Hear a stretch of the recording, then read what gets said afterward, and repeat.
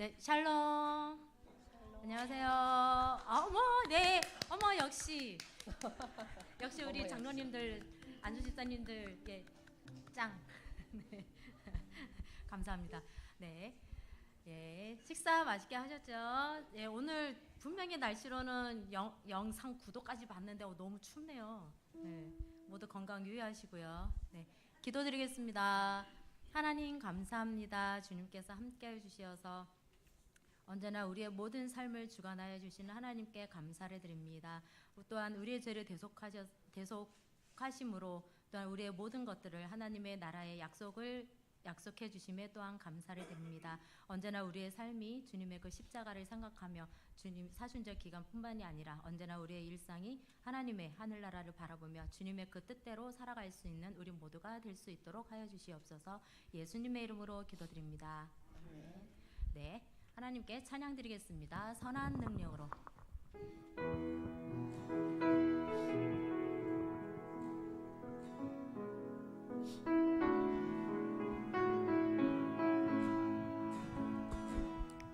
그 선한 힘에 고요히 감싸여 그 놀라운 평화를 누리며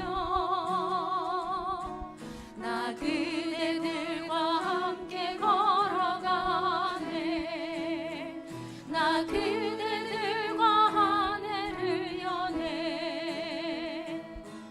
지나간 너물 어둠의 날들이. 죄송합니다. 잠깐 끊을게요. PPT가 틀려서. PPT가 저게 아니거든요.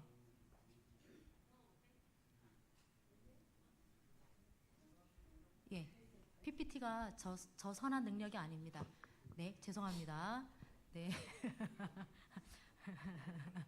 네, 그거 맞습니다. 감사합니다. 오, 목사님, 와, 우리 다 정승환 목사님 짱. 네, 다시 하겠습니다. 네.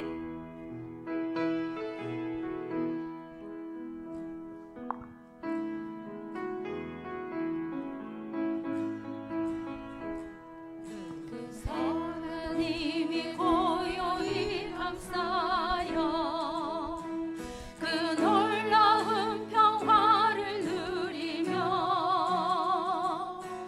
나 그대들과 함께 걸어가네. 나 그대들과 한 해를 여네.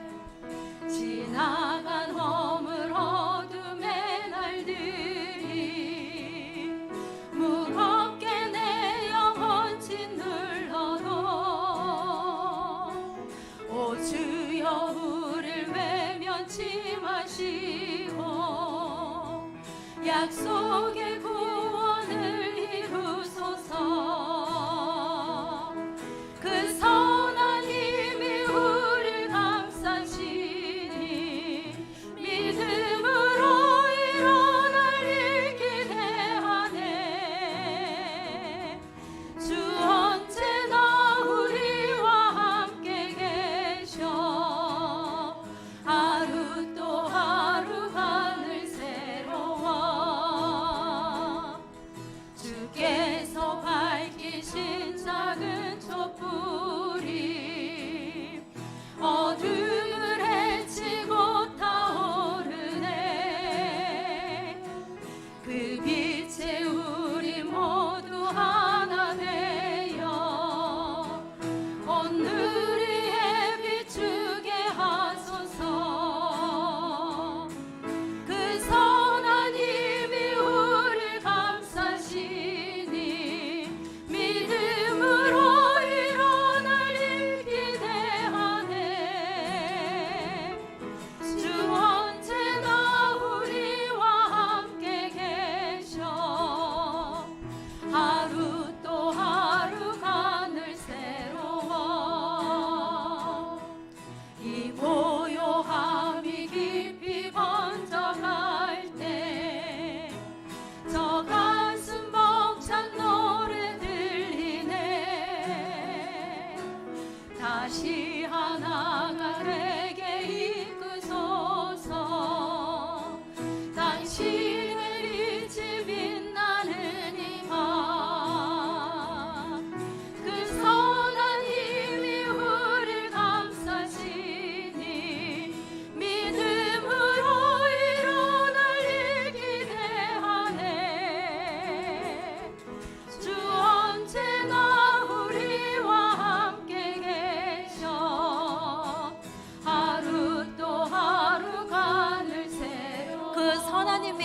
감싸시니 그 선한 힘이 우리를 감싸시니 믿음으로 일어날 일 기대하네. 주 언제나 우리와 함께 계셔. 하루 또 하루가 늘 새로워. 하루 또 하루가 늘 새로워. 하루 또 하루가 늘 새로워. 하루 또 하루가 늘 새로워.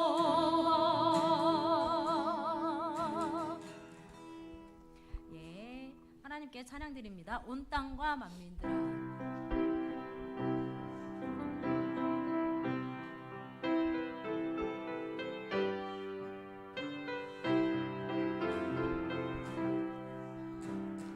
온 땅과 만민들아 주의 음성 듣고 모두 기뻐하라. 산들과 나무들도 즐겁게 춤추며 함께 손뼉 쳐라. 자루의 소비를 주시는 주 영원한 그의 나라. 좌우의 날이 성감과 같은 진리의 그분 말씀 승리해. 온 땅과 만민들아 주의 음성 듣고 모두 기뻐하라. 산들과 나무들도 즐겁게 춤추며 함께 손뼉 쳐라. 사랑과 정의를 주시는 주 영원한 그의 나라. 좌우의 날이 성kam과 같은 진리의 그분 말씀 승리해. 땅들아 기뻐하라. 죄인 구하시러 주님 오신다네. 십자가 구원으로 우리 물리쳤네. 어둠의 세력을 사랑과 정의를 주시는 주 영원한 그의 나라. 좌우의 날이 성kam과 같은 진리의 그분 말씀 승리해. 모두 다 소리 높여 주님 찬양해. 힘있게 찬양해. 외치세 온 세상에 열방과 만민을 주가 통치하네. 사랑과 정의를 주시는 주 영원한 그의 나라. 좌우의 날이 성kam과 같은 진리의 그분 말씀 승리해. 3절 모두 다 소리 높여. 모두 다 소리 높여 주님 찬양해. 힘있게 찬양해. 외치세 온 세상에. 질세 온 세상에 열방과 만민을 주가 통치하네. 사랑과 정의를 주시는 주 영원한 그의 나라. 좌우의 날이 성kam과 같은 진리의 그분 말씀 승리해. 네, 하나님께 하나님께서 우리를 위해 십자가에 달리셨죠. 하나님 어린 양 독생자 예수 찬양드립니다.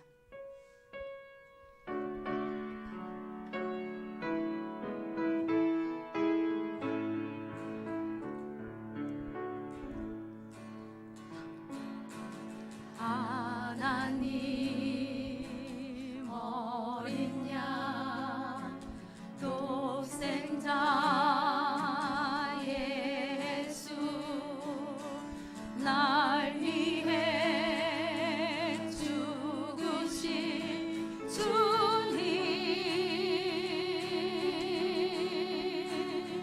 주 흘리신 그 보혈이 나의 죄를 정결케 하네 내 영을 고치시네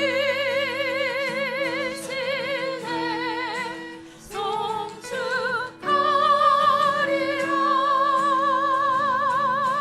화목케 하신 주 나의 모든 죄 깨끗게 하셨네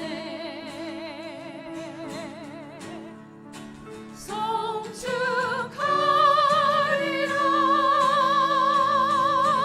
귀하신 어린 양 모두 잘하고 모두 외치리라. 다시 한번 하나님 어린 양 하나님 어린 양 독생자 예수 날 위해 죽으신 주님 주 흘리신 그 보혈이 나의 죄를 정결케 하네 내 영을 고치시네 송축하리라 화목케 하신 주 나의 모든 죄 깨끗게 하셨네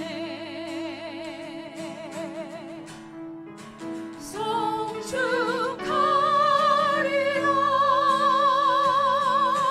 귀하신 어린 양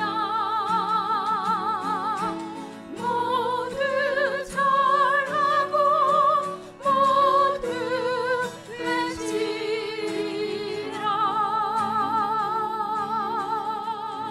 외치리라. 네, 이 시간 남성교회 헌신 예배를 위해 모두 묵상하시며 나가기를 바랍니다.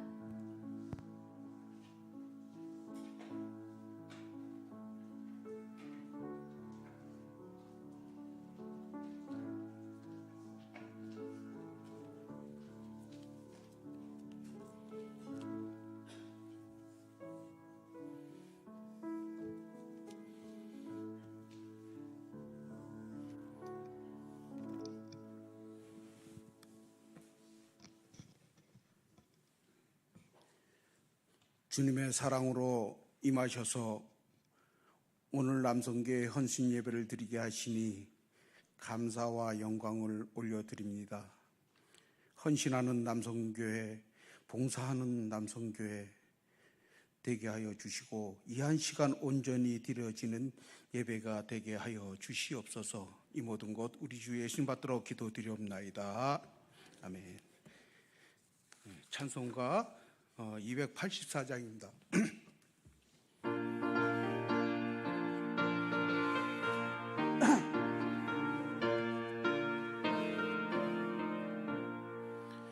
오랫동안 죄 가운데 빠진 데서 더럽기가 한량 없던 우리들 아무 공로 없이 구원함을 얻어 하나님의 자녀 지금 되었네.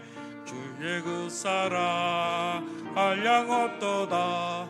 찬송할지어다 예수의 공로. 주의 그 사랑 한량없도다. 찬송할지어다 예수의 공로.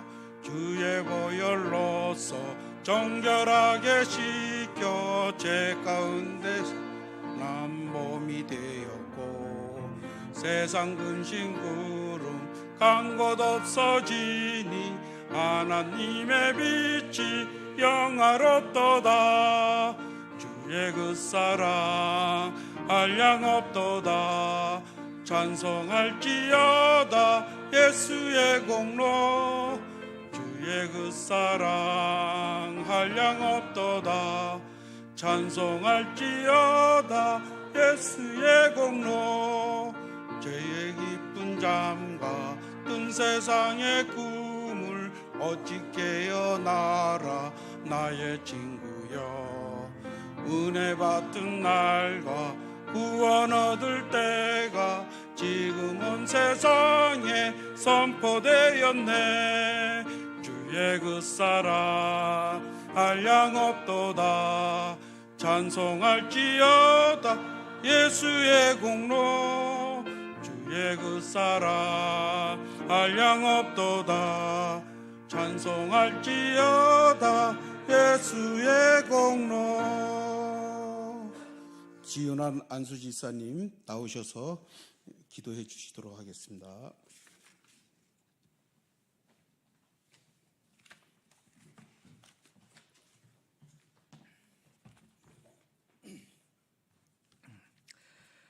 우리의 생명과 시간을 주관하시는 하나님, 이 시간 남성교회 헌신 예배를 드리게 하시니 감사합니다. 이 예배를 통해서 우리 남성교회 회원들 주님께 헌신하기를 다짐하는 귀한 시간이 되도록 인도하여 주시옵소서. 예수님의 제자들처럼 우리는 무기력하고 믿음이 부족할 때가 많습니다. 그러나 그들이 변화되었을 때 놀라운 사도로서 복음의 사역을 감당하였음을 기억합니다. 우리를 권능으로 변화시키시고 깨우쳐 주셔서 믿음으로 주의 일에 충성하는 남성교회가 되도록 인도하여 주시옵소서. 성도는 있지만 일꾼이 부족한 이 시대에 주님을 섬기고 성도를 섬기는 일꾼으로 살아가게 하옵소서. 또한 저희들 모이기에 힘쓰는 남성교회가 되게 인도하여 주시옵소서. 코로나 상황 속에서 예배와 모임이 해체되면서 모이기에 힘쓰는 것들이 사라져 갔습니다. 다시 이전으로 돌아간 지금 예배에는 모이기에 힘쓰지만 원래와 같은 모임에는 여전히 모이기에 힘쓰지 않고 관심도 갖지 않는 경우가 너무나도 많습니다. 모이기에 힘쓰는 남성교회 회원들 되게 인도하여 주시옵소서. 주님, 우리 남성교회 회원들 각자 가정에서는 가장의 역할과 교회에서는 일꾼의 역할을 감당해야 됩니다. 그만큼 삶의 무게와 믿음의 길이 무거운 저희들입니다. 주님이 항상 지켜주시고 동행하여 주시길 원합니다. 그리하여 저희들 흔들리지 않는 믿음으로 맡겨진 사명을 잘 감당케 하시옵소서. 말씀을 전하시는 목사님 영육간의 강건함을 주시옵소서. 예수님의 이름으로 기도드립니다. 아멘.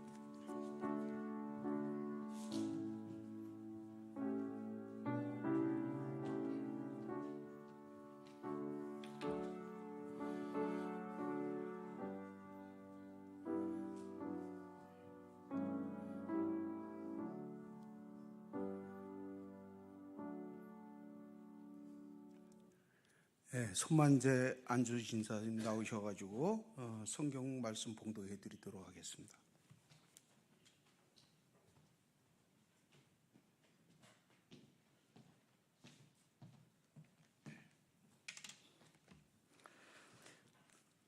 이 시간 하나님이 주신 말씀 사도행전 5장 9절에서 11절 말씀입니다. 베드로가 이르되 너희가 어찌 함께 꾀하여 주의 영을 시험하려 하느냐. 보라, 내 남편을 장사하고 오늘 사람들의 발이 문 앞에 이르렀으니 또 너를 메어 내 가리라 하니 그가 베드로의 발 앞에 엎드러져 혼이 떠나간지라. 젊은 사람들이 들어와 죽은 것을 보고 메어다가 그의 남편 곁에 장사하니 온 교회와 이 일을 듣는 사람들이 다 크게 두려워하느니라. 아멘.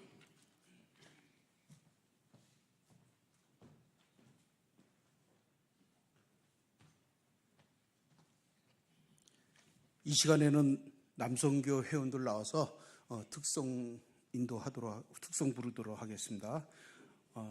갈릴리 교회 남자 성도님들은 다 나와 주시길 바라겠습니다.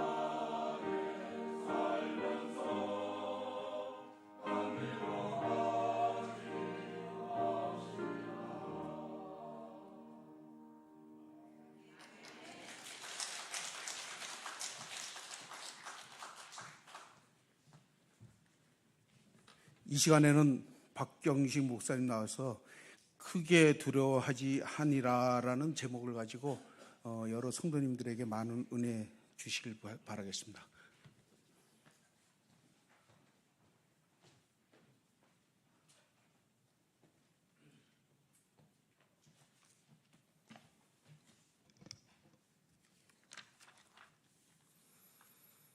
사도행전 1장부터 오늘 본문 5장까지의 굵직한 흐름을 어떤 분이 아주 센스 있게 요약했습니다.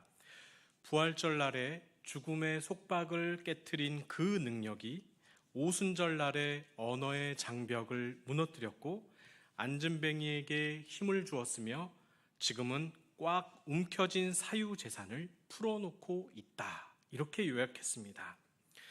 먼저 부활절 날에 죽음의 속박을 깨트린 그 능력은 바로 성령 하나님이십니다. 바울이 로마서 8장 11절에 이렇게 기록했습니다. 예수를 죽은 자 가운데서 살리신 이의 영이 너희 안에 거하시면 그리스도 예수를 죽은 자 가운데서 살리신 이가 너희 안에 거하시는 그의 영으로 말미암아 너희 죽을 몸도 살리시리라. 성령님은 예수님을 다시 살리셨고 또 우리 안에 거하셔서 우리의 죽을 몸도 살리신다고 기록되었습니다. 그래서 성령은 살리는 영이요 부활의 영이요 죽음의 권세를 깨트리는 능력이자 하나님의 영이십니다. 또한 죽음의 속박을 깨트린 그 능력은 바로 예수님 자신입니다. 요한복음 11장 25, 26절에 이렇게 기록되어 있습니다. 예수께서 이르시되 나는 부활이요 생명이니 나를 믿는 자는 죽어도 살겠고 무릇 살아서 나를 믿는 자는 영원히 죽지 아니하리니 이것을 내가 믿느냐라고 말씀하셨습니다.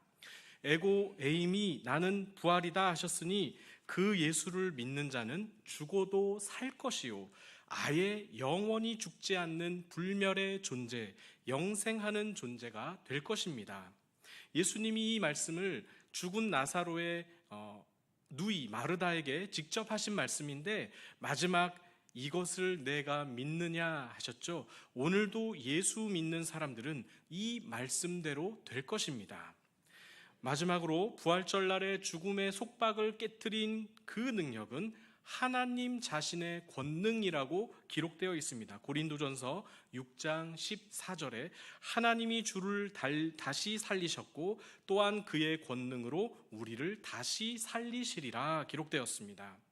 하나님의 권능이 예수님을 살리셨고 우리도 살리실 것입니다.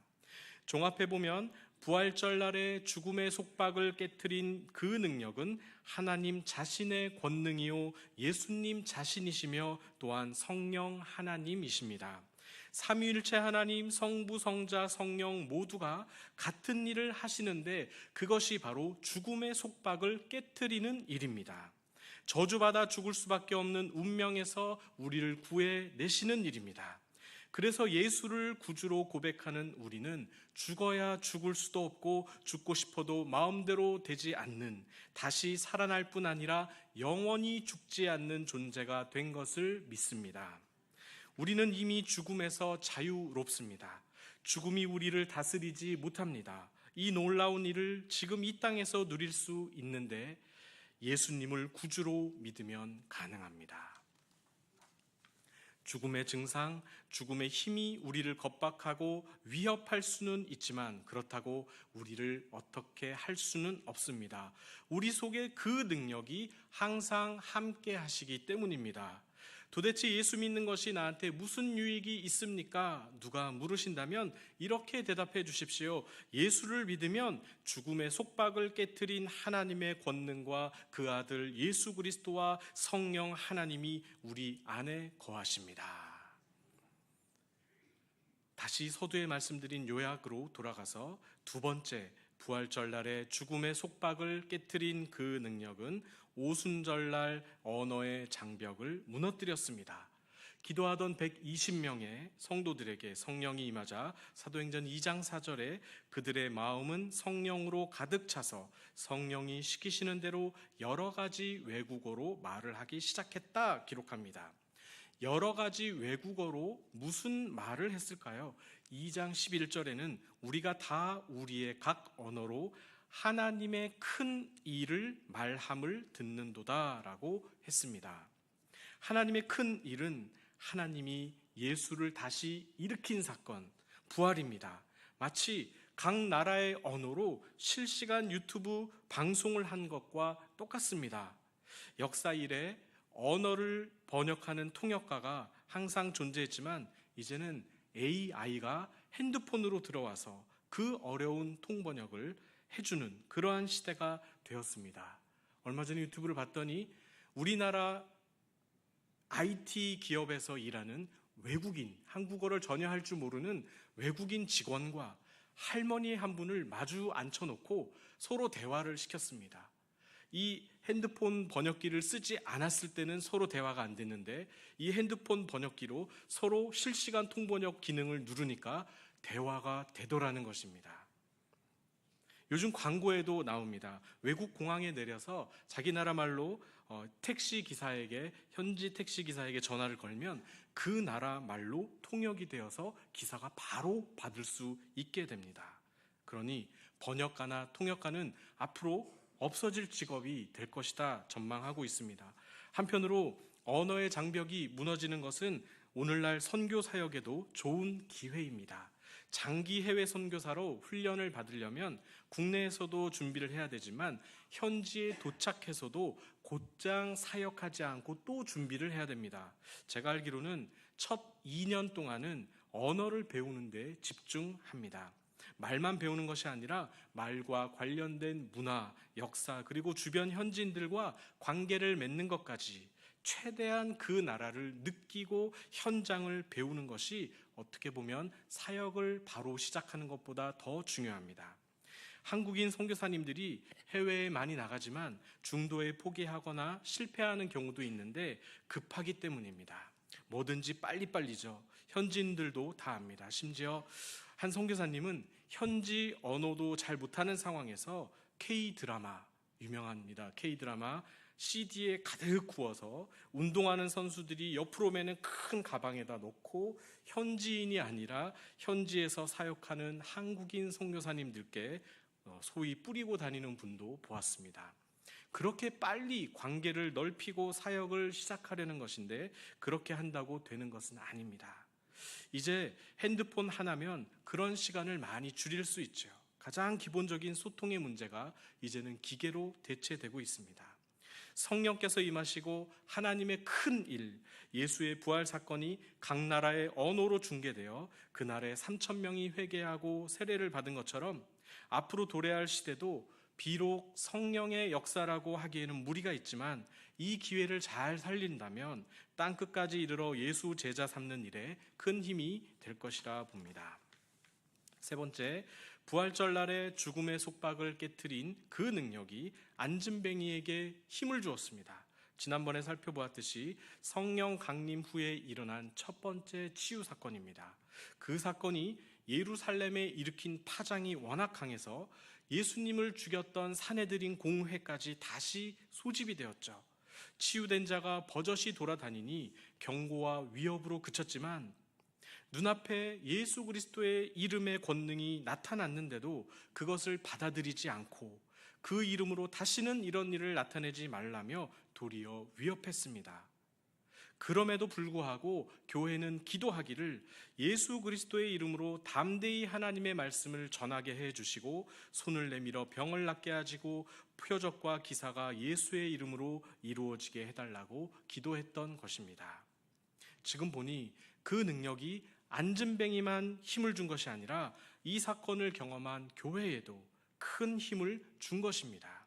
그래서 사도행전 5장, 6장, 7장에 이제 벌어질 예루살렘의 큰 박해도 견디게 하시는 것입니다. 더구나 하나님이 교회의 기도에 응답을 하셔서 사도행전 5장 12절, 16절에는 교회가 기도한 내용대로 이루어지는 것을 기록했는데 우리 함께 읽어보겠습니다. 사도행전 12절에서 5장 12절 16절입니다. 시작. 사도들의 손을 통하여 민간의 표적과 기사가 많이 일어나매 믿는 사람이 다 마음을 같이하여 솔로몬 행각에 모이고 그 나머지는 감히 그들과 상종하는 사람이 없으나 백성이 칭송하더라. 믿고 주께로 나아오는 자가 더 많으니 남녀의 큰 무리더라. 심지어 병든 사람을 메고 거리에 나가 침대와 요 위에 누이고 베드로가 지날 때에 혹 그의 그림자라도 누구에게 덮일까 바라고 예루살렘 부근에 수많은 사람들도 모여 병든 사람과 더러운 귀신에게 괴로움 받는 사람을 데리고 와서 다 나음을 얻으니라. 아멘. 부활절 날에 죽음의 속박을 깨트린 그 능력이 사건을 일으키면서 점점 강력해지고 있습니다. 하지만 그러나 바로 다음 17절, 18절을 보면 복음의 역사를 방해하는 세력도 더 강력해지고 있다는 것을 우리가 살펴볼 수 있습니다. 17절과 18절을 함께 읽어보겠습니다. 시작.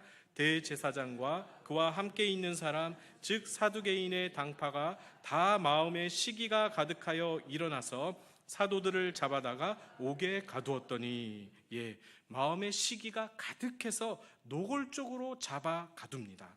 신문하고 앞으로 스데반도 심지어 돌로 쳐 죽이죠.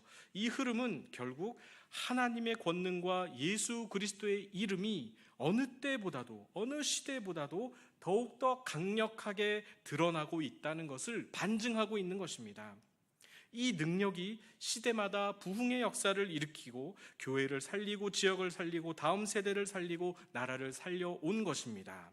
참 놀라운 능력입니다. 성도님들 모두 이 능력을 사모하시고 기도하시고 이 능력을 경험하며 살아가시기를 예수님의 이름으로 축복합니다. 이제 오늘 본문처럼 부활절 날에 죽음의 속박을 깨뜨린 그 능력이 꽉 움켜진 사유재산을 풀어놓는 것을 살펴보겠습니다. 이 능력은 이제 예루살렘 공의회가 통제할 수 없을 만큼 커져만 갑니다. 그리고 오늘 본문 4장 5장에서 아나니아와 삽비라 사건이 터집니다. 그냥 우연히 터진 사건이 아니라 사도행전 2장에서 성령 받은 베드로가 사람들에게 설교하여 3,000명이 세례를 받았고 그 다음에 유무상통 공동체가 생겨났지요. 그 공동체 안에 어려운 사람들을 돕겠다고 자기 재산과 소유를 팔아 나눠주었습니다. 성령이 의도하시는 대로 실천하니까 온 백성에게 칭송받을 뿐 아니라 그 모습을 보고 믿는 자의 수가 날마다 더해갔습니다. 그리고 또 4장에 나옵니다. 사도행전 4장 32절에서 35절인데 성전 미문에 앉은 사람을 치유한 대가로 베드로와 요한이 감금되고 경고를 받고 풀려나자 교회는 이를 듣고 담대하게 기도합니다. 그 결과로 빌기를 다함에 모인 곳이 진동하더니 무리가 다 성령이 충만하여 담대히 하나님의 말씀을 전했습니다. 그리고 나서 믿는 무리가 한 마음과 한 뜻이 되어 모든 물건을 서로 통용하고 자기 재물을 조금이라도 자기 것이라 하는 이가 하나도 없더라라고 했습니다. 그리고 이 부분은 2장보다 더 상세하게 설명하고 있습니다. 또 이어집니다. 33절에 35절입니다. 사도들이 큰 권능으로 주 예수의 부활을 증언하니 무리가 큰 은혜를 받아 그 중에 가난한 사람이 없으니 이는 밭과 집 있는 자는 팔아 그 판 것의 값을 가져다가 사도들의 발 앞에 두매 그들이 각 사람의 필요를 따라 나누어 줌이라. 흥미로운 것은 이 다음 구절부터 바나바가 등장합니다. 36절에 구브로에서 난 레위족 사람이 있으니 이름은 요셉이라 사도들이 일컬어 바나바라 번역하면 위로의 아들이라 하니 바나바의 원래 이름은 요셉입니다. 그런데 사도들이 바나바라고 불렀습니다. 그 뜻은 위로의 아들인데 본명인 요셉을 놔두고 왜 이런 별칭을 불렀을까요? 어떤 학자는 37절 때문이라고 합니다. 37절에는 이렇게 되어 있습니다. 그가 밭이 있음에 팔아 그 값을 가지고 사도들의 발 앞에 두었다. 이렇게 기록합니다. 바나바라는 구체적인 실명이 거론된 것은 이 사건이 당시 교회에 큰 위로가 되었기 때문입니다. 다시 말씀드리면 성령의 큰 역사가 일어난 후에 필연적으로 생겨난 이 나누는 공동체의 긍정적인 첫 번째 사례로 바나바가 소개된 것입니다. 성령이 인도하시는 대로 이렇게 헌신했을 때 이런 놀라운 결과가 일어났다는 것입니다. 그 결과는 공동체의 위로가 되는 것입니다. 격려, 용기를 북돋아 주는 것입니다. 바나바는 이후로도 그 이름대로 바울과 교회에 큰 힘이 되어줍니다. 하나님 나라의 가치로 운영되는 유무상통 공동체가 이 땅에 실현된 것을 두고 먼저 바나바의 긍정적인 사례를 언급했다면 다음엔 어떤 사례가 나올까요? 부정적인 사례가 소개됩니다. 즉 성령 받고 담대해 가던 초대교회가 외부적으로는 사내들인 공회의 공식적인 견제를 받기 시작하고 내부적으로는 아나니아와 삽비라의 죽음과 같은 충격적인 사건을 마주하게 됩니다. 그래서 교회가 과연 이 내부적인 문제를 어떻게 다루고 해결하는지 교훈하려고 누가가 기록했을 것입니다. 그런데 좀 과격합니다. 한날에, 그것도 자기 재산을 팔아 사도들 앞에 갖다 놓는 날, 부부가 죽은 것입니다. 하나님의 즉각적이고 무자비하며 냉정한 심판을 초래한 결정적인 이 잘못은 공동체에 심각하고 부정적인 영향을 줄 수 있었기 때문에 충분히 일어날 수 있었던 사건입니다. 그 문제의 핵심에는 거짓말이 있었습니다. 본문 2절에 그 값에서 얼마를 감춤해 이렇게 했는데, 감추다라는 헬라어는 자신을 위해 횡령하여 뒤로 가로챈다 라는 뜻입니다. 악의적이고 계획적이란 뜻입니다. 이 문제가 더욱 심각한 것은 베드로가 아나니아에게 한 말 중에 사탄이 내 마음에 가득하여 성령을 속였다라고 지적한 것입니다. 정확한 지적이었습니다. 사실 내가 내 돈을 내가 스스로 내놓는 내 재산인데 내가 얼마를 내놓을지, 누구에게 줄지, 언제 줄지 결정하는 것은 본인의 몫입니다. 그건 나쁜 것이 아닙니다. 그러나 겉으로는 마치 선심을 쓰는 것처럼 사람들에게 말해놓고 뒤에서는 자기 몫을 따로 챙기는 것, 그 위선적이고 거짓된 행동을 사도 앞에서 했던 것입니다. 어떤 학자가 당시 사도들은 성령의 인도에 따라 행동하고 말하던 자들인데 그 앞에서 사기성 짙은 거짓말을 했으니 그것이 곧 성령 하나님을 속인 것과 같다라고 보았습니다. 위선과 탐욕, 사기, 특별히 금전적인 사기 행각입니다. 이런 일들이 교회 안에서 일어나면 성령이 하시는 생명을 살리는 일, 복음 전하는 일에 방해를 받고 심지어 교회를 분열시키고 파괴시키기도 합니다. 왜냐하면 아나니아와 삽비라 부부를 보니 우리도 적당히 감추고 우야무야 넘어가기만 하면 좋은 일 한다는 명예도 없고 뒤에 돈도 좀 챙기게 되어 얼마나 유익한가 하고 다른 성도들에게 이런 인식을 심어줄 수 있다는 것입니다. 그것이 하나의 사례가 될 수 있습니다. 그래서 이 죄가 애초에 확실하게 처리된 것입니다.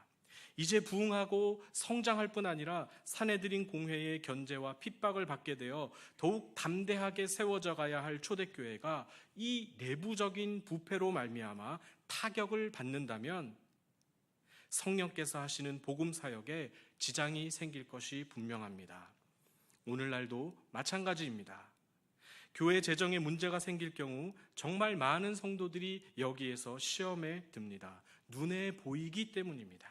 헌금이 올바로 사용되지 않고 누군가의 욕심에 이용되었거나 허튼 일에 사용된 것을 알았다면 그걸 알고도 마음 편히 신앙생활할 수 있는 사람이 어디 있겠습니까? 그때나 지금이나 민감한 부분입니다. 교회에서 무슨 돈 얘기를 하십니까? 영적인 얘기만 해야지 할 수 있는 문제가 아닙니다. 왜냐하면 교회에도 재정이 돌아가고 예산을 짜고 선교 사역이나 구제 또한 재정 없이는 할 수가 없기 때문입니다. 더군다나 본문의 사건은 자기의 재정을 들여서 공동체 안에 어려운 일을 도와주다가 발생했기 때문에 선한 일 뒤에 이런 부정함이 생겼을 때 성도들이 받는 충격도 큰데 세상 사람이 알면 얼마나 신뢰하지 못하는 집단처럼 취급되겠습니까? 하나님의 영광도 가리우고 전도의 문도 닫히는 것입니다. 그렇다면 교회는 이러한 일 앞에서 어떻게 반응해야 할까요? 누가가 친절하게도 결론을 확실히 내렸습니다. 5절과 11절인데 우리 함께 읽어보겠습니다. 5절부터 시작. 아나니아가 이 말을 듣고 엎드려져 혼이 떠나니 이 일을 듣는 사람이 다 크게 두려워하더라. 11절입니다. 온 교회와 이 일을 듣는 사람들이 다 크게 두려워하니라. 아멘. 같은 표현이 반복되고 있습니다. 다 크게 두려워하니라. 이것 때문에 누가가 이 고통스러운 사례를 언급할 수밖에 없었습니다. 초대교회가 생긴 이후로 간헐적인 핍박은 있었지만 그렇다고 공식적인 스데반의 순교가 아직 나오지도 않은 상황에서 성도 둘이 죽었습니다. 그것도 부부가 죽었고 한 가정이 통째로 하나님께 죽임을 당한 것입니다. 순교도 아니요 핍박도 아닙니다. 죄에 대한 하나님의 심판이었습니다. 그리고 흥미로운 사실은 이 11절에 처음으로 교회라는 단어, 에클레시아라는 단어가 사용되었습니다. 밖으로 불러냄을 받은 사람들의 모임입니다. 이 세상에서 돈을 사랑함이 일만하게 뿌리가 된다는 것을 모른 채 세상 사람들이 하는 대로 다 따라하다가 이젠 회개하고 주님 뜻대로 살겠습니다 하면서 모인 자들이 바로 교회입니다. 그러니 세상에서 살던 대로 살 것이 아니라 하나님의 방법대로 살아야 하는데, 그래서 성령의 감동이 있어 자기 재산을 팔아 가난한 자들에게 나누어주는 엄청난 일들이 벌어지고 있었는데, 아나니아와 삽비라가 그만 세상에서 하던 그 습관대로 거짓말을, 그것도 성령을 속이면서까지 자신의 의의를 드러내고, 그리고 하나님을 신뢰하지 못하고 자신의 안전을 위해 거짓으로 얼마를 감추었던 것입니다. 그래서 이러한 사례가 발생한 것입니다. 하나님은 이 일을 심각하게 보신 것입니다. 오늘날 교회가 본연의 모습을 회복하기 위해 무엇을 해야 할까요? 그것은 하나님을 두려워하는 것입니다. 이것이 회복되지 않으면 비단 돈 문제뿐만 아니라 모든 영역에 있어서 거짓과 위선이 판을 치면 교회가 무너지는 것은 한순간입니다. 지금은 비록 작은 일일지라도 사소한 거짓말이 그러려니 하고 넘어가게 된다면 작은 구멍에서 시작한 누수가 이내 큰 댐을 무너뜨리듯 하게 될 것입니다. 지난주에도 타교단에 계신 한 목사님께 전화로 이야기를 들었는데, 그동안 잘 해온 교회인데 작은 문제들이 점차 쌓여서 결국은 그 교회가 한순간에 무너졌다고 합니다. 다 갖췄습니다. 모자란 게 없습니다. 그런데 하나님을 두려워하는 것이 모자랐던 것입니다. 그러한 교회는 큰 타격을 입습니다. 그런 분들이 직분자가 되고 중직자가 되면 아나니아와 삽비라 같이 똑같은 일은 벌어지지 않을지라도 성령께서 다양한 방법으로 이 문제를 반드시 다루실 것입니다. 사람이 세우고 사람 뜻대로 움직이는 교회라면 신경 쓸 바가 아닙니다. 그러나 하나님이 세우셨고 하나님이 다스리는 교회라면 하나님이 친히 이 문제를 다루신다는 것입니다. 온 교회와 이 일을 듣는 사람들이 다 크게 두려워했다는 그 분위기는 어떤 분위기였을까요?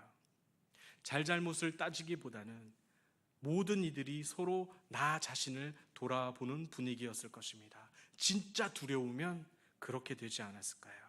나는 뭐 잘못한 것이 없나? 이렇게 돌아보게 되지, 저놈이 문제야 하면서 서로 비난하고 분쟁하지 않습니다. 만약 명백하게 잘못이 드러난다면 회개하고 용서를 구하며 그 일을 올바로 잡아야 합니다.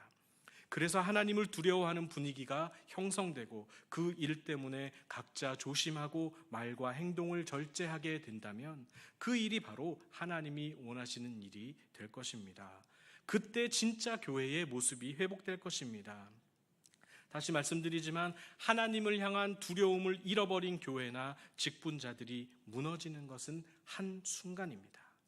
하나님은 결코 만홀히 여김을 받지 않으시는 분입니다. 모든 신앙생활의 기본이 바로 하나님을 두려워하는 것입니다. 이 두려움을 회복하시는 성도님들 다 되시기를 예수님의 이름으로 축복합니다. 예수를 죽은 자 가운데서 살리신 이의 능력이 교회를 세워 가실 때는 우리가 생각할 때 항상 좋은 일만 일어나는 것이 아닙니다. 때론 모두가 두려워 떨만한 일들, 이 사건은 하나님이 개입하셔서 직접적으로 다스리는 사건이구나 라고 온몸으로 느껴야만 하는 특별한 시간도 허락하십니다. 그래서 그때 마음에 정화가 일어나고 무딘 양심이 깨어지며 하나님의 공의와 정직이 회복되어서 공동체가 올바른 방향으로 다시 갈 수 있도록 도우시는 것입니다. 그래야 어떤 고난도 이길 수 있는 것입니다. 제가 지금까지 들어본 봉헌 기도 중에 평생 잊을 수 없는 기도가 있습니다.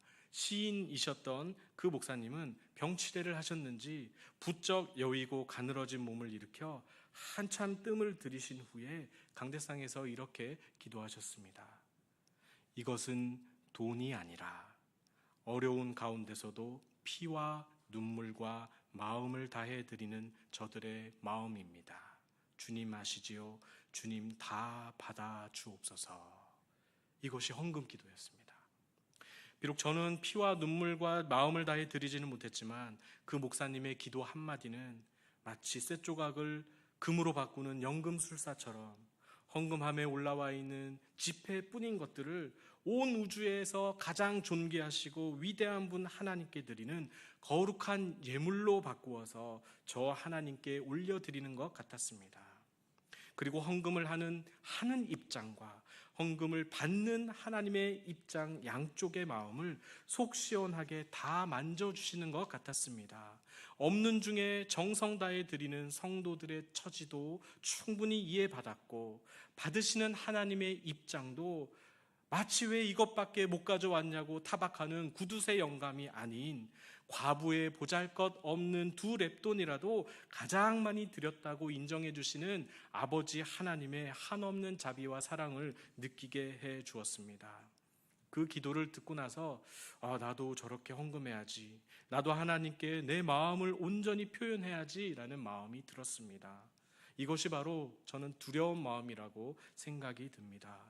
손은 헌금하고 있지만 머릿속에서는 뒤로 어떻게 돌려받을까, 무엇으로 보상받지 하는 계산은 나를 속이고 하나님을 속이는 불편한 자세인 것입니다. 비록 헌금만 아니라 교회의 모든 봉사도, 하나님을 위해 드리는 모든 시간도 마음도 다 이런 전제 안에서 이루어져야 합니다. 그럴 때 바나바처럼 사도들과 교회에 큰 위로가 될 것입니다. 큰 힘을 주시는 성도님들 되시기를 바랍니다. 함께 기도하겠습니다. 살아계신 하나님 아버지, 그 크신 능력으로 오늘도 복음의 역사를 이루어 가심을 믿습니다. 성도님들의 기도와 삶의 자리 안에서 이 능력이 힘있게 역사하여 주시고 하나님의 영광을 위해 모든 것을 기꺼이 드리는 칭찬받는 바나바와 같은 성도님들 다 되게 하여 주옵소서. 무엇보다 하나님을 두려워함으로 내 인간적인 욕심과 계산을 버리게 하시고 주님이 우리를 위해 다 주신 것처럼 우리도 주님을 위해 아낌없이 드리기 원합니다. 이로 말미암아 교회가 더 든든히 세워져 가고 말씀 위에 올바로 세워져서 날마다 믿는 자들이 더하게 하여 주옵소서. 예수님의 이름으로 기도합니다. 아멘.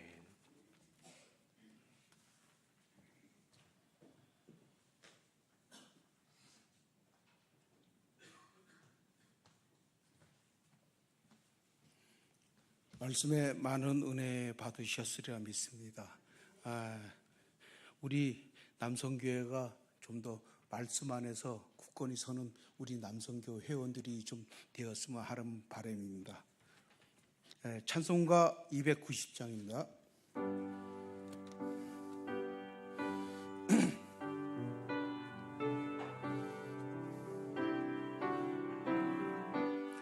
헌금위원들 나와서 헌금 부탁을 드리겠습니다.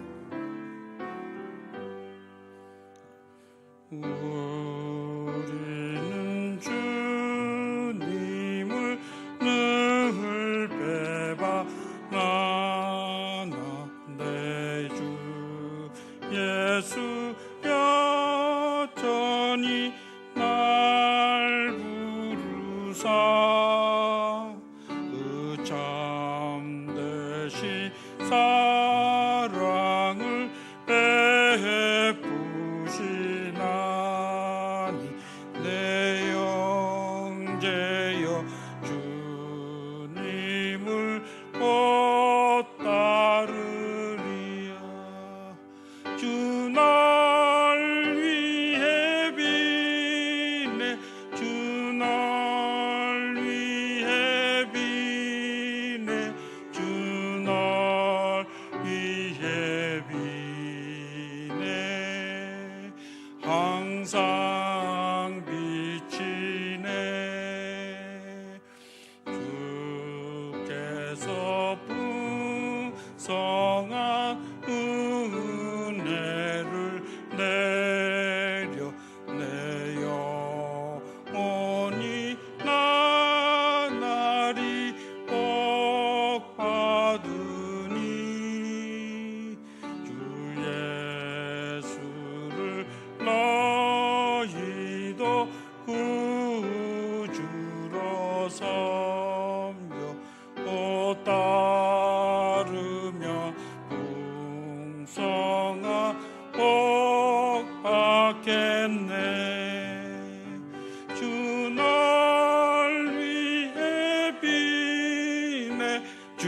널 위해 비네 주 널 위해 비네 항상 비치네 무거운 짐 지고 애타는 인생 주 예수께 돌아와 오시어라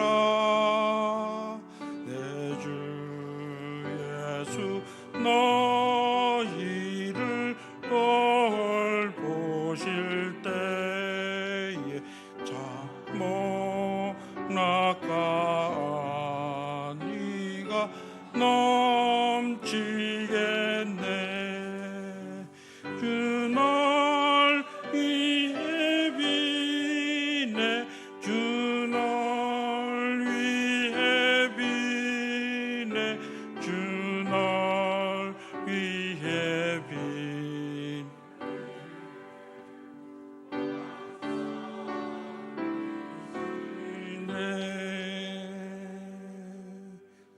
이 시간에는 이상용 안수지사님 나오셔서 헌금을 위해서 기도해 드리도록 하겠습니다.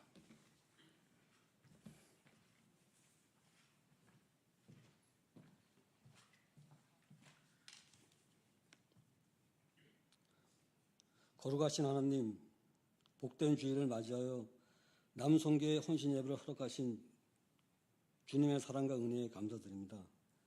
이 시간 정성으로 준비한 예물을 봉헌하오니 주님의 뜻에 따라 바르게 사용되어 쓰이는 곳곳마다 하나님의 영광이 나타나기를 원합니다. 헌금을 통해 교회의 사역과 선교활동이 더욱 활성화되게 하시고 주님의 나라와 의를 구하는 삶으로 인도해 주시어 세상 재물을 쌓는 것보다 영적 재산을 쌓는 삶을 살아가게 하옵소서. 만물의 주인 되신 하나님, 세상 모든 것이 주께로부터 왔음을 깨닫는 주의 자녀가 되게 하시고 주님의 은혜를 경험하며 살아가게 하옵소서. 오늘도 함께 하신 주님께 감사와 찬양과 영광을 올리오며 우리 구주 예수 그리스도의 이름으로 기도드립니다. 아멘.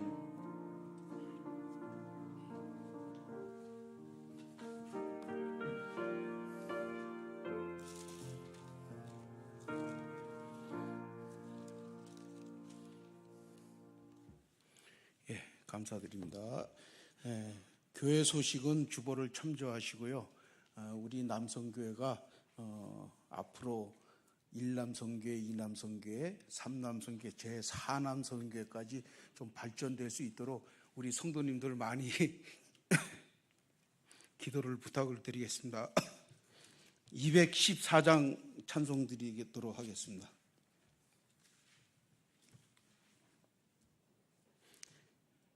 (214장) 찬송 드리고요. 박경신 목사님 나오셔서 축도로서 모든 남성교회 헌신 예배를 마치도록 하겠습니다.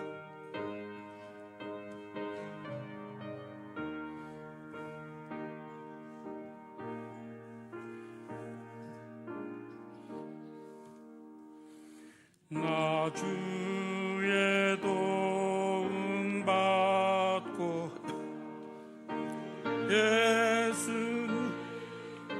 예수님입니다. 구원하라 가시사 날 받아주소서. 내 모습 이대로 주 봐두옵소서. 날 위해 돌아가신 주 날 받아주소서. 큰 죄에 빠져 영죽을 날 위해 피 흘렸으니 주 형상대로 비주사 날 받아주소서. 이대로요 이대로 주 받으옵소서. 날 위해 돌아가신 주 날 받아주소서. 내 힘과 결심 약하여 늘 깨어지기 쉬우니 주 이름 역사이여 날 받아주소서.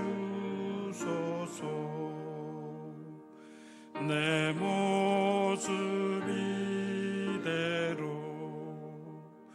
주 받아주소서. 날 위해 돌아가신 주 날 받아주소서. 내 주님 서신 말 앞에 나 꿇어 엎드렸으니 그 크신 역사 이루게 날 받아주소서. 내 모습 이대로 주 받아주소서. 날 위해 돌아가신 주 날 받아주소서.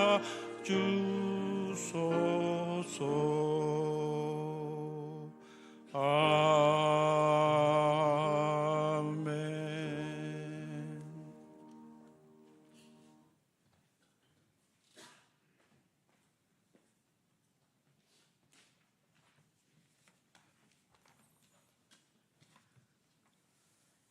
이제는 우리 주 예수 그리스도의 은혜와 아버지 하나님의 무한하신 사랑과 성령의 내주 교통하심이 오직 하나님을 두려워하고 사랑함으로 말미암아 성령께서 행하시는 모든 복음 사역에 마음 다해 헌신하기 원하는 이 자리에 모인 성도님들과 특별히 남선교회와 교회와 이 나라와 고통으로 신음하는 이 세상 가운데 이제로부터 영원히 함께 하옵시기를 간절히 축복하옵나이다.